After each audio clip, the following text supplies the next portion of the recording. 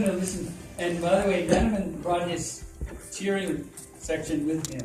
I want you to introduce everyone. This is Danavan Hilton, and please introduce your crowd. Yes, Oh, goodness. Yes. First of all, Mahol, thank you for inviting me, sir. Long time, a growing friend and supporter. Yep. And I want to say, Mr. Sharik, I've been working so hard with my hair curly like that. It never works. Natural. I know. They say I'm Ethiopian. I'm Ethiopian. But with that being said, and no, I'm not Scottie Pippen. Let's start it out there. Yeah, and nor am I related to him. So let's start it out there quick. But speaking of throwing out there, I want to shout out my beautiful family, my best friend. Oh my goodness. All right, guys, stand up, guys. Stand up, guys.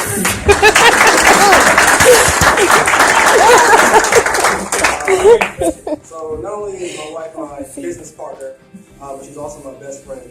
And we've been very fortunate to have three beautiful boys. Danavan Hilton III is to my left. Wait, right, Danavan, just turned 7. And then we have my twin boys, Malcolm, who's in the middle, and Micah, who's 4. And I would say I have a pretty exciting life, if you ask me. Very unpredictable, but the sustainability continues to grow. So my wife and I come from San Bernardino, California. We came to Nashville 9 years ago now, homeless. I want to say it comes to $14 in our pockets, and we were just dating at the time. We were able to make it to California because make it to Nashville because she was raised by her father in California. Her mom at the time was living in Memphis. She hadn't seen her mom in over 10 years. Growing up, I'll say this, my father was born and raised in Jamaica. He was deported when I was 7. But growing up with my father in that culture, we always felt confident in knowing if, when that particular culture, if you don't have a good or a service to sell, you don't eat. That's just the bottom line. So in my particular case, I've always been one, just natural salesman. So I've never been fearful of, I'm going to make money. I had to panhandle, I'll panhandle, you know what I mean? But I wouldn't recommend that. With that being so come from Southern California. So met my girlfriend, my wife. She was raised by her dad. Her mom was living in Memphis. Her mom had just moved from Memphis to Nashville. And as I was growing up in California, I was doing everything from hosting AAU basketball tournaments and clinics. I was vice president of sponsorships for an ABA semi-professional basketball team in Los Angeles.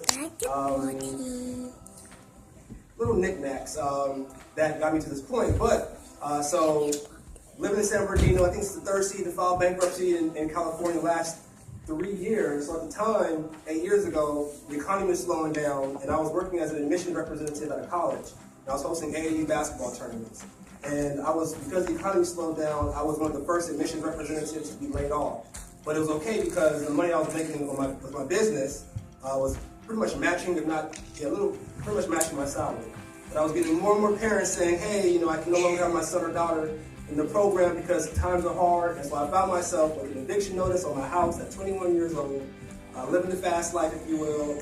Southern California is very, I want to say materialistic because the cameras on me, and I respect my Southern Californians. Yeah, so but I didn't want to be rude. But it was just very worldly, and you have to show your status, what you have, and things like that. So growing up 21 and just being around that environment, that's pretty much my focus. But all that stopped when I hit hard times. And so at the time, I met, when I was doing my thing in California, I met my girlfriend. She was going to Cal State San Bernardino, full-time. Had 3 part-time jobs, had her own place, had her own car, and we met, and as I was evicted from my place, I was able to talk to my girlfriend, who's now my wife, and said, hey, can I move in with you because you're closer to my market? And she allowed me to do so. And again, she was laid off from her part-time jobs, one after another, found an eviction notice on her door. And she was talking to her mom on the phone, and her mom said, you guys should come out to Nashville. And I was like, I'm not moving to no Cowtown, with all due respect. I didn't know anything about the South, Tennessee, Nashville. I just thought about meadows and, all that stuff. And I was like, no, I like the beach, but it got to a point where we're bouncing off from motel to motel. We had $150 to our name. And at that time, I said, hey, we got to do something or we're going to be really in a position we don't need to be in. I don't have a college degree, first of all. I went through the semester in community college. Left community college because I was playing on the basketball team there. And 2 weeks before the fall semester started, I was released from the team because I was second string point guard. I had some good playing minutes, and I was cut. And the coach said the reason why I'm letting you go is because we have 2 weeks before the classes start. You haven't even enrolled in classes yet. You haven't enrolled. You hadn't even did anything. I wasn't thinking. I just loved to play basketball. It kept me out of trouble growing up in Southern California. But that's how I was in a position where I could do something. So 150 to our name. My mom said, come on to Nashville. I said, let's go ahead and do it. So we went to the casino that night. We bet the 150 at the craps table. 150 went to 300. We bet the 300. 300 went to 600. We bought airplane tickets that night. I'll never forget. We're trying to, I was late here. I was rushing to get to the plane. We get to the counter, and lady's like, it's going to be extra $200, And I'm like, oh no, we already have our tickets, and here's the documentation. She said, no, it's called luggage fees, And so we have bags with us. I didn't know anything about that. So we're in the middle of the airport, taking all our clothes out of our bags, and we walked in the plane with like 8 layers of clothes on, and 2 earphones. And I was very fortunate. Like I said, I never met her mom or anything like that. And during the time when they moved from Memphis, it was my wife's mom, my wife's older sister, who had 3 girls, ages 6 to 14. My wife's younger sister was 14 at the time. And my wife's grandmother, who was close to 70 years old. So it was like 7 women in a 2-bedroom, 1-bathroom house, and they're letting some knuckleheaded, don't know, little girls and all that, move in, because I was very fortunate to have a strong foundation with my mom. My father was deported, but I still keep in touch with him, but he gave me enough foundation just to be able to make conscious decisions, and I had a strong support system in my uncle who carried the torch. But I was very fortunate to understand that I could have been homeless, so when I came to town, I'll never forget, I was out the door at 6 in the morning every day. And I'll come back around 5:30, just kind of want to overstay my welcome, you know what I mean? So I'll take out the trash and get out of there. And I'll never forget, my mother-in-law, she was like, oh no, why are you leaving so early in the morning? You don't have no job, who are you creeping with? But I did that because, again, I didn't want to be, I'm a transparent guy. So I wanted to show my appreciation. So first job, I served as a janitor, buffing floors in Franklin, just to get some money coming in. During that time, I found out our first son was on the way. So someone told me you can get a financial aid check if you're enrolled into college. And so I said, I need to go ahead and do that. So I went to National College in Madison. It's a career college. And because I wanted to become enrolled in the college, I decided to wear a Goodwill suit, And when I was sitting down giving my spiel, and I'm about to wrap it up to get into questions, but I was sitting down giving my spiel. The director of admissions said, you sound like a well-dressed, well-spoken young man. You ever thought about a career in admissions? I said, yeah. But I wasn't even thinking about it, I said, yeah, I am. He said, we just let someone go yesterday, and I think it'd be great. And even though I want you to enroll into business management, can we walk around the campus, I'll introduce you to the department heads, and have them talk you into taking the job? And so when I came home, we were living in public housing. This time, we finally kind of got on our feet. Public housing was a start for me, so we went with their family, which is a whole lot better. But all due respect. So I'll never forget, my girl, she was cooking, and I walked in, and she had her back to me. She said, did you roll into college? I said, they offered me a job. Not because I had a degree, but I had worked as an admissions representative in California for a year. And I got that job because my uncle told me about the job, and I was very heavily involved in sports, and it's the only 4-year university dedicated to the business side of sports. So at the time my car had broke down, hopped on the bus, and I went down to the university in California, and I actually got the job the next day. And I did that for a year. So because I came out here in Nashville, they said, I suppose you don't have any admissions experience. I said, I do actually. And that's how I got the job. And my first day was 3 days later, and as I was uploading or putting my information to the computer system, I'll never forget, the director of admissions dropped a packet on my desk. He said, oh, can you fill that out? It was an application. And that's how my journey began. Some of the fun facts about me, so we can get to the point here. So I did that for two years. I was in North Nashville, and as I had an opportunity to connect with individuals that, were non-traditional college students, that, come from a rough environment, 25 or older, with 3 or more kids, mostly women, and they were just tired of the paycheck to paycheck or just the government assistance. I had a chance to really connect with individuals, and they saw me on the other side of the table and thought, hey, this is where I want to be, And at that time, I talked to my girlfriend. I said, babe, we got to do more. And so I decided to resign. After 2 years, I ended up becoming promoted to director of admissions for the college.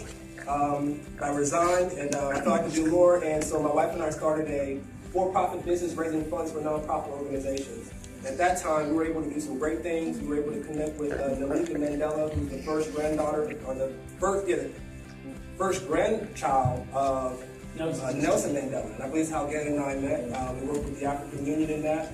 And then I met Galen. Also had a chance to work with Dr. Joyce Banda.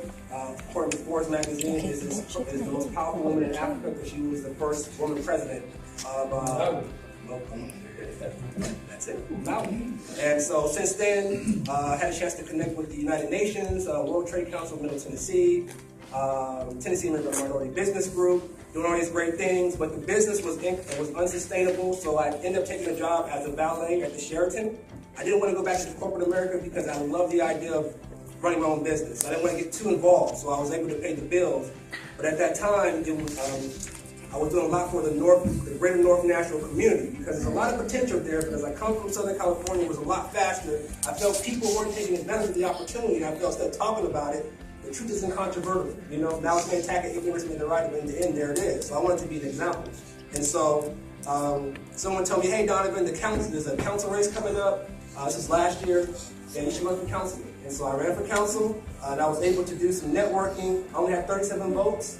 $1,100 in my campaign, but now I am politically connected. And so it was during that time I was able to connect with a company called Express Employment Professionals. And I met the owner. He liked my style in so many words because my skill is relationship management, business development, strategic communication, and delivering messages. And so he loved the fact that I was very skilled at that. So he offered me a job as Director of Marketing and Community Engagement, in which I had a chance to connect with or introduce 240 community groups, government agencies, for-profit businesses to this organization to get low-income residents in greater North Nashville, includes downtown North Nashville, East Nashville, Madison, Rice Creek, and Jolton working. And we were able to create or increase their online application by 41%, built their brand as a influential company in the greater North Nashville area. And it was at that time where the owner and I connected and I felt like I could do more. And so my wife and I started a consulting business in which we specialize in business management and business development. And it's more so, instead of the consulting, it's more service providing, meaning we go into these corporations and find the things they don't like to do or can't do well, and then we either take on that actual project or we outsource it. And so we're now in a position where we just signed a year contract with the organization, and the other Express offices are hearing our name, and so we're now in a position where we're going to scale, bring on our first team members. And so as I am building a sustainable life, opportunities like these are what help build my brand. So thank you for allowing me to be here, and excuse my comments.